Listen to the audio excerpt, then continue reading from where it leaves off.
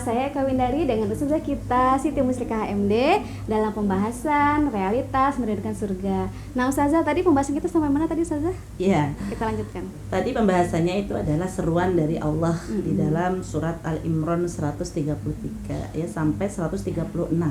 Ya, sahabat muslimah ya yang dirahmati Allah bahwa Allah itu sudah menyeru kepada kita untuk wasari'u, bersegeralah kamu ke dalam ampunannya, yang di situ ada surga yang seluasnya itu langit dan bumi yang disediakan untuk orang-orang yang bertakwa. Ini adalah sebuah keberuntungan bagi kita ketika kita mau mengikuti seruan Allah. Sayang ya ketika itu sudah ada seruan tapi kita tidak mau menjalankan. Tinggal bersegera saja. Apa yang belum dilaksanakan, yang itu merupakan perintah Allah, segera laksanakan. Apa yang itu menjadi larangannya, ya jauhkan. Jangan kemudian terus dilakukan. Apalagi momen tadi ya Ramadan, jangan sampai kemudian maksiat tetap terus kita laksanakan. Itu sebuah kesalahan yang fatal ketika masih saja kemaksiatan itu terbelenggu di dalam diri kita, gitu ya. Jadi kemudian gitu ya, ini juga digambarkan oleh Allah ya di firman-Nya selanjutnya ya di ayat 134 itu kan dikatakan mereka ini siapa yang bersegera, yaitu orang-orang ketika ada perintah bersedekah, berinfak, dia melakukan dia mengeluarkan sedekahnya yang itu tidak melihat lagi dalam kondisi lapang maupun sempit, ringan. Ya apalagi momen yang sekarang dibalas berlipat-lipat pahala sedekah. Kemudian selain itu juga gitu ya Allah katakan lagi gitu ya orang-orang yang mereka itu menahan amarah, kemudian saling memaafkan ya. Jadi jangan juga di momen ini emosi tidak terkontrol. Seharusnya kan bulan Ramadan itu kan bulan kesabaran. Sebab kesabarannya itu semestinya seluas gitu kesabaran itu gitu ya. Kalaupun marah-marah ya bisa diantisipasi. Ada remnya gitu. Karena mengingat oh iya ini bulan Ramadan. Kenapa aku harus marah-marah? Malah itu sia-sia, bahkan akan berdosa nanti kalau itu melampaui batas yang Allah murka. Maka marahnya juga harus ada sebab ya. Ketika itu marahnya karena melihat kemaksiatan ya boleh, itu memang harus kita marah. Tapi kalau itu ya boleh gitu ya, ketika melihat orang nggak berpuasa tanpa ada sebabnya uzur syar'i ya kita boleh marah, kita nasihatin dulu lah ya, tidak langsung marah itu ya, nasihatin kemudian kita kasih tahu gitu bahwa puasa itu wajib, mengingatkan lah gitu ya. Nah ini menahan amarah ini ya, bersegera ketika kita sudah mulai marah, rem gitu loh. Oh ya memang tidak boleh marah itu. Kemudian memaafkan saudaranya ya, saling memaafkan ya. Jangan sampai terganjal di hati itu kebencian terhadap sesama muslim ya, sesama saudara muslim itu. Ini akan menghalangi kita untuk melakukan amalan-amalan yang ini adalah penuh berkah.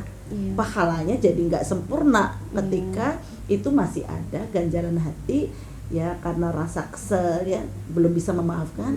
Nah akhirnya sia-sia kan amalan yang didapat ya, sangat sayang kan ya baik ya. Jadi seperti itu ya muslimah, sahabat muslimah ya yang dirahmati oleh Allah. Jadi kita harus tahu gitu ya, harus ngerti apa yang diperintahkan oleh Allah, apa yang dilarang itu segera, ya, segera bersegeralah gitu loh. Betul gitu ya. Nah, kalau itu benar-benar mengaku beriman kepada Allah. Ya, jadi memang ini yang menjadikan kita itu selalu memperbaiki diri. Ya, kemudian tadi dikatakan lagi di surat Al-Imran masih selanjutnya 136 itu juga dikatakan bahwa orang-orang yang zolim terhadap dirinya dengan orang lain itu segera bertobat. Nah ini momentum juga ini momentum bertobat ya. Artinya ini kan bulan ampunan, ya. Penuh berkah, penuh ampunan. Allah akan mengampuni. Segeralah ketika itu kita melakukan kezoliman ya, kita tidak ma'ruf terhadap saudara kita gitu ya, segera introspeksi, mohon maaf gitu ya, kemudian bertaubat gitu, mohon ampun kepada Allah. Kan Allah sudah menyediakan tadi surga seluas langit dan bumi. Nggak kebayang loh ya, jadi, bagi kita itu surga seluas langit dan bumi itu seperti apa. Jadi sayang sekali kalau kita tuh tidak ada di dalamnya ya, padahal surga itu luasnya seluas langit dan bumi. Nah, jadi bagaimana Ustazah kriteria sifat-sifat orang-orang yang merindukan surga itu? Betul ya. Jadi begini, sahabat muslimah yang dirahmati oleh Allah, karakter dan sifat-sifat orang-orang yang merindukan surga itu adalah bisa dilihat dari amalan yang dilakukan.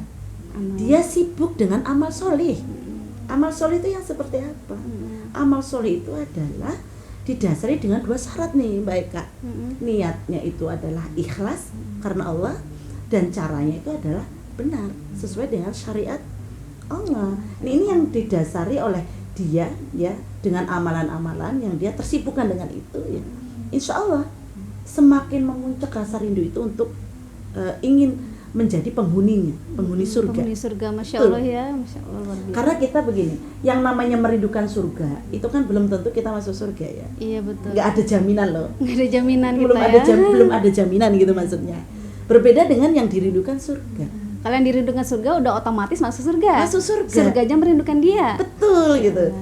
Jadi seperti itu. Nah, ini yang harus diperhatikan. Kemudian dia juga tidak menyanyiakan waktunya untuk beramal soleh.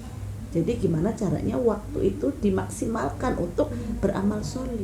Kemudian kebiasaan kita itu adalah lisan. Dia bisa menjaga lisannya dengan baik. Lisannya. Tidak berkata kotor, tidak menyakiti saudaranya.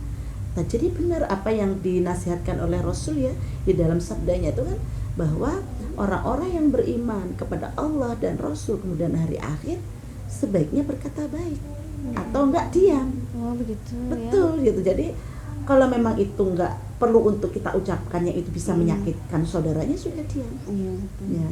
Jadi berkatalah yang baik, itu akan membawa keberkahan buat kalian. Gitu. Iya.